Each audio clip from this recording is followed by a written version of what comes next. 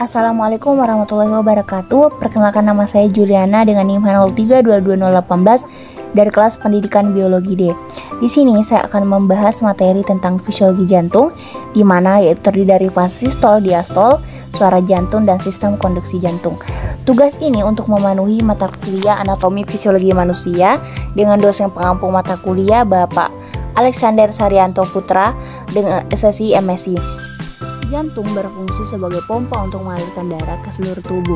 Jantung memiliki 4 ruang, 2 serambi bagian atas dan 2 bilik, yaitu ruang bagian bawah. Siklus jantung. Ada 2 fase utama dalam siklus jantung, yaitu sistol atau fase kontraksi dan diastol, fase relaksasi. Sistol adalah fase ketika otot jantung berkontraksi untuk memompa darah keluar dari bilik jantung. Kemudian ada diastol, adalah fase ketika otot jantung relaksasi dan bilik jantung terisi darah.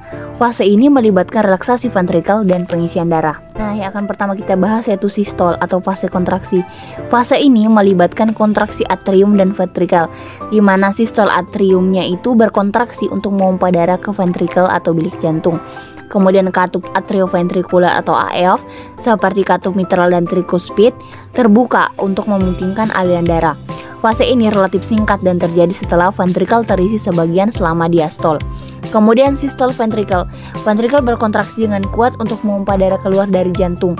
Kemudian katup AF ini menutup untuk mencegah aliran balik darah ke atrium. Kemudian menghasilkan bunyi jantung pertama. Katup semilunar atau aorta dan pulmonal terbuka, memungkinkan darah mengalir ke arteri besar. Darah dipompa ke sirkulasi sistematik melalui aorta dan sirkulasi pulmonalis. Kemudian diastol atau fase relaksasi. Fase ini melibatkan relaksasi ventrikal dan pengisian darah, di mana diastol awal atau relaksasi isovolumetrik. Ventrikal mulai relaksasi setelah sistol. Katup semilunar menutup untuk mencegah aliran balik darah ke ventrikal, menghasilkan bunyi jantung kedua. Tekanan dalam ventrikal turun, tetapi volume darah tetap sama karena semua katup tertutup. Kemudian diastol akhir atau pengisian ventrikal. Atrium terisi darah dari vena. Kemudian katup AF terbuka, memungkinkan darah mengalir dari atrium ke ventrikal sekitar 70-80%. Pengisian ventrikal terjadi secara pasif selama fase ini. Jika diperlukan, atrium dapat berkontraksi untuk mengisi 20-30% darah tambahan ke ventrikal. Kemudian fase kontraksi isovolumetrik adalah salah satu tahap penting dalam siklus jantung, khususnya selama sistol ventrikal. Fase ini terjadi segera setelah sistol atrium atau kontraksi atrium dan sebelum darah dikeluarkan dari ventrikal. Fase ini ventrikal mulai berkontraksi tetapi volume darah dalam ventrikal tetap konsisten. Jadi isovolumetrik ini adalah volume yang sama. Selama fase ini semua katup jantung tertutup. Katup atrioventrikular atau AF menutup untuk mencegah aliran balik darah ke atrium. Katup semilunar masih tertutup karena tekanan dalam ventrikal belum cukup tinggi untuk membukanya. Kemudian pentingnya fase kontraksi isovolumetrik. Yang pertama, mencegah aliran balik darah.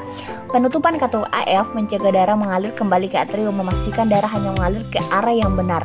Kemudian yang kedua, membangun tekanan yang cukup. Fase ini memungkinkan ventrikal membangun tekanan yang cukup tinggi untuk membuka katup semilunar yang memompa darah ke sirkulasi sistematik dan pulmonal. Kemudian efisiensi pompa jantung. Dengan memastikan tekanan yang cukup sebelum darah dikeluarkan, jantung dapat memompa darah secara efektif ke seluruh tubuh. Dan yang terakhir, koordinasi siklus jantung. Fase ini menghubungkan sistol atrium dengan injeksi ventrikal yang memastikan aliran darah yang teratur dan terkoordinasi. Selanjutnya yaitu katup semilunar, yaitu adalah katup yang terdiri dari 2 katup, yaitu katup aorta, yaitu katup yang terletak di ventrikel kanan dan aorta. Kemudian ada katup pulmonal, yaitu katup yang terletak di ventrikel kanan dan pulmonalis. Kemudian mekanismenya, dia dari tekanan ventrikal menuju ke tekanan arteri, kemudian katup terbuka dan darah mengalir ke arteri besar. Untuk bagian menutup, dia dari tekanan ventrikal ke tekanan arteri, kemudian katup penutup dan mencegah aliran balik. Kemudian peran katup semilunar selama sistol ventrikal. Yang pertama, membuka untuk memungkinkan injeksi darah. Selama sistol ventrikal berkontraksi dengan kuat, meningkatkan tekanan dalam.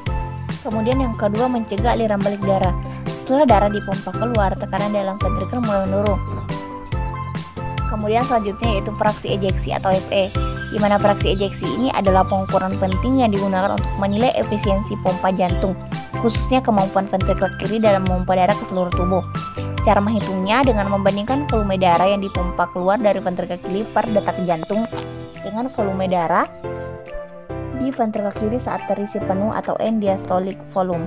Kemudian selanjutnya sistem konduksi jantung, di mana sistem konduksi jantung ini adalah sekelompok sel khusus yang bertanggung jawab untuk menghasilkan dan menghantarkan impuls listrik guna mengatur detak jantung dan memastikan kontraksi terkoordinasi dari atrium dan ventrikel. Kemudian fungsinya itu menghasilkan detak jantung, kemudian mengkoordinasi kontraksi jantung dan menjaga ritme jantung.